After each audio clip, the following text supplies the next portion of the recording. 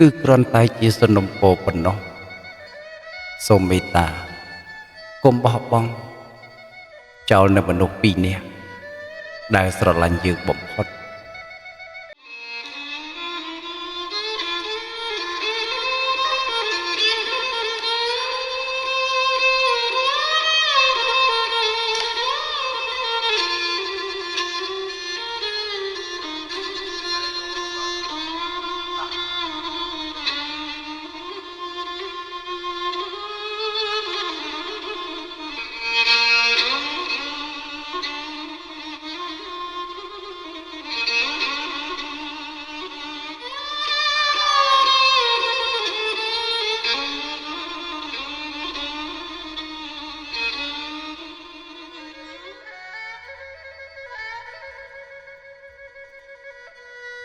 គឺគ្រាន់តែជាសំណុំពរប៉ុណ្ណោះសូមមេត្តាកុំបោះបង់ចោលនៅមនុស្សពីរនាក់ដែលស្រឡាញ់យើងបំផុតហើយផ្ដល់ឲ្យយើងនៅអ្វីៗគ្រប់យ៉ាងក្នុងនោះរួមទាំងជីវិតយើងមួយនេះផងដែរនោះគឺពុកហើយនឹងម៉ែកូនសម្លាញ់នេះជាអ្វីដែលម៉ែភ័យព្រួយនិងបារម្ភពេញមួយជីវិតរបស់ម៉ែអ្វីដែលម៉ែធ្វើគ្រប់យ៉ាងគឺគ្រាន់តែចង់ឃើញកូនរបស់ម៉ែមានជីវិតកាន់តែល្អប្រសើររុងរឿងអាចរស់នៅដោយខ្លួនឯងបានព្រោះមិនយូរមិនឆាប់ម៉ែនឹងលាកូនសម្លាញ់ទៅហើយដោយមិនវិលត្រឡប់មកវិញឡើយ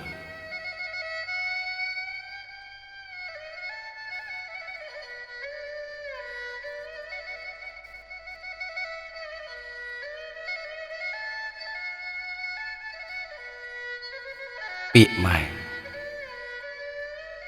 កូនម៉ែជាទីស្រឡាញ់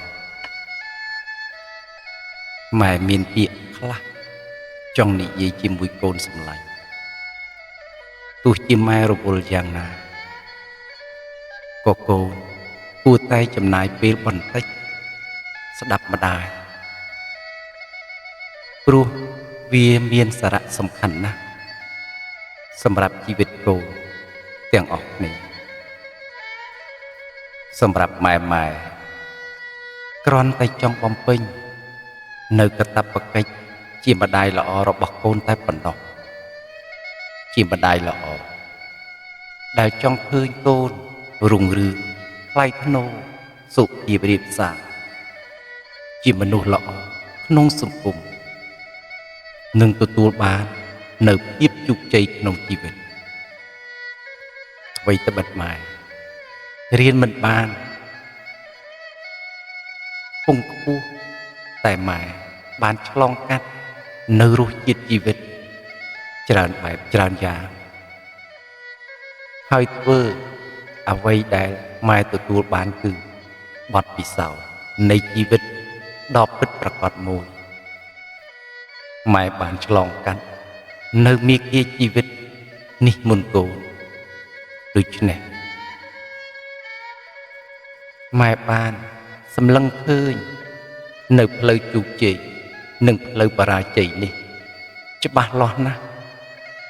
ទោះជាក្នុងឆាកជីវិតម៉ែមិនបានទទួលនៅភាពជោគជ័យអ្វីមួយជាធំដុំដើម្បីបង្ហាញកូនក៏ដោយតែម៉ែតែទាំងអស់នេះគឺជាអ្វី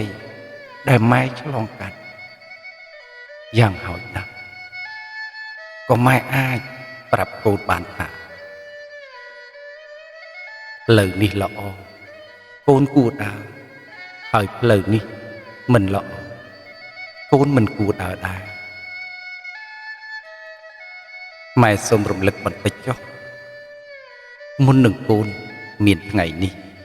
អង្គុយទីនេះតើកូនដឹងដែរឬទេថានរណាទៅនៅពីក្រោយ នៃភាពអាត់កំបាំងទាំងអស់នេះកូនសម្លាញ់នោះគឺពុកនឹងម៉ែជាការពិតពុកនឹងម៉ែត្រូវឆ្លងកាត់នៅការលំបាកនិងឧបសគ្គច្រើនយ៉ាងណាស់ដើម្បីឲ្យកូនគ្រប់គ្នាបានរស់រានមានជីវិតជីវ៉ាដូចគេឯងម៉ែត្រូវចំណាយពេលវេលាពោផ្ទៃពី9ខែទៅ10ខែមិនមែនមានតែប៉ុណ្្នឹងទេគឺម៉ែត្រូវតอมចំណីគ្រប់យ៉ាងឯអិរិយាបថទាំង4ក៏ត្រូវសង្រួមខុសធម្មតាហើយត្រូវហូបថ្នាំល្វីងជូរចត់ជាប្រចាំទៀតផងឆ្លងកាត់ដំណាក់កាលទី1នេះម៉ែត្រូវប្រឈមមុខនឹងដំណាក់កាលទី2បន្តទៀតនោះគឺថ្ងៃប្រសូតនេះជាដំណាក់កាលដ៏គ្រោះថ្នាក់បំផុតក្នុងឆាកជីវិតរបស់ម៉ែព្រោះវាដូចជាការផ្សងព្រេងធ្វើដំណើរកណ្ដាលមហាសមុទ្រសាគរដែលសម្បូរទៅដោយខ្យល់ព្យុះសត្វក្រពើនិងសត្វសាហាវដទៃផ្សេងទៀតម៉ែគ្មានជំរឿសទេព្រោះជាច្បាប់ធម្មជាតិពិតអ្នកណាប្រើឲ្យម៉ែស្រឡាញ់កូនចង់បានកូនមកធ្វើអ្វីតែតើកូនដឹងទេថាសម្ដីស្ត្រីណាក៏ដូចជាស្ត្រីណាដែរ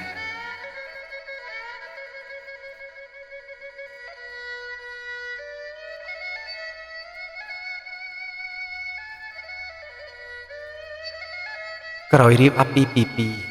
ប្រសិនបើគ្មានកូនជីវិតគឺដូចជាមានតែសម្បកកាយហើយគ្មានវិញ្ញាណដូចឆ្នោះឯងតើនឹងមានតម្លៃអ្វីទៅពិតណាស់អ្វីដែលម៉ែនិយាយនៅពីនេះកូនអាចមិនទាន់យល់តែថ្ងៃណាមួយកូននឹងយល់មិនខានគឺនៅថ្ងៃដែលកូនខ្លាយជាម្ដាយឪពុកគេវិញម្ដងហើយអ្វីដែលម៉ែរំលឹកកូននៅពីនេះមិនមែនព្រោះម៉ែចង់រំលឹកគុណខ្លួនឯងដើម្បីទទួលបាននូវការតបគុណអ្វីមួយពីកូនមកវិញនោះទេម៉ែគ្រាន់តែចង់ឲ្យកូនដឹងពីទំហំចិត្តស្រឡាញ់របស់ម៉ែចំពោះកូនតែប៉ុណ្ណោះម្យ៉ាងទៀតមិនមែនបង្កើតហើយក៏បោះបង់ចោលឯណាពុកនិងម៉ែត្រូវទទួលភារៈចិញ្ចឹមបីបាច់ថែរក្សាកូនទំនុកបម្រុងកូនគ្រប់បែបយ៉ាងតាមឋានៈនិងសមត្ថភាពទោះជាពុកម៉ែក្រក៏ដោយតែពុកនិងម៉ែគឺបានបំពេញនៅតួនាទីទាំងអស់នេះដោយអស់ពីចិត្តពីថ្លើមតែម្ដងហើយម៉ែក៏សុំទោសកូនផងដែរប្រសិនបើម៉ែចិញ្ចឹមកូនមិនបានល្អទំនុកបម្រុងមិនបានគ្រប់គ្រាន់ដូចអ្វីដែលកូនចង់បានតាមពិតទៅក្នុងចិត្តរបស់ម៉ែក៏មិនសប្បាយចិត្តប៉ុន្តែប៉ុន្មានដែរកាលកូននៅងាម៉ែនិងពុករបស់កូនសប្បាយចិត្តឥតឧបមាហាត់ថាបីបំថ្នមថែទោះរុយចុកស្រពោនក៏អត់គុណនេះគឺព្រោះតែក្តីស្រឡាញ់ម៉ែពុកចាប់អោបថើបកូនតាំងពីក្បាលរហូតដល់ចុងជើងប្រទិញចុះប្រទិញឡើងដោយចម្រៀងបំពេដែលម៉ែមិនធ្លាប់រៀនពីមុនមកកូនដឹងទេថាពេលនោះម៉ែពុកសប្បាយចិត្តប៉ុណ្ណាសប្បាយរហូតដល់ភ្លេចអស់នៅការនឿយហត់គ្រប់បែបយ៉ាង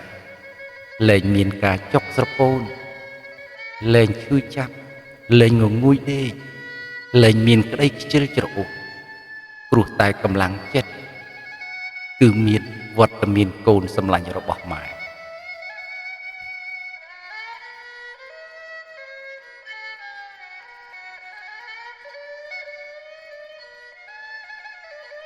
cồn kịch từ mơ xâm bay tức nôm nâng liềm mũ rồi bỏ cồn đại chu lơ riêng cái rồi bỏ mãi còn mãi miên à rộng thả đôi chịch thom mà đá đá hai cần tô đaiប្រឡាក់លៀមមួកនិងទឹកម៉ូតនោះគឺពុករបស់ម៉ែរបស់កូនយកទៅបោកសម្អាតនិងលាងជម្រះដោយគ្មានការខ្ពើមរអើមអ្វីសោះនេះគឺព្រោះតែកូនជាកូនរបស់ម៉ែពុកជាសាច់ឈាមពិតពិតដែលម៉ែពុកបង្កើតមកហើយស្រឡាញ់ស្មៅជីវិតមិនចង់ឲ្យឃ្លាតទៅណាឆ្ងាយឬត្រូវអន្តរាយដោយសត្រូវណាមួយមកយាយីបៀតបៀនកូនសម្លាញ់របស់ម៉ែតើកូនដែលដឹងឬទេមួយថ្ងៃពុកនឹងម៉ែលំបាកប៉ុណ្ណាទម្រាំតែរកប្រាក់បាន10000ឬ20000រៀលហើយត្រូវបែងចែករំលែកជាច្រើនមុខដូចជាថ្លៃអាហារហូបចុកថ្លៃសម្លៀកបំពាក់ថ្លៃរបស់ប្រើប្រាស់របស់ប្រចាំថ្ងៃ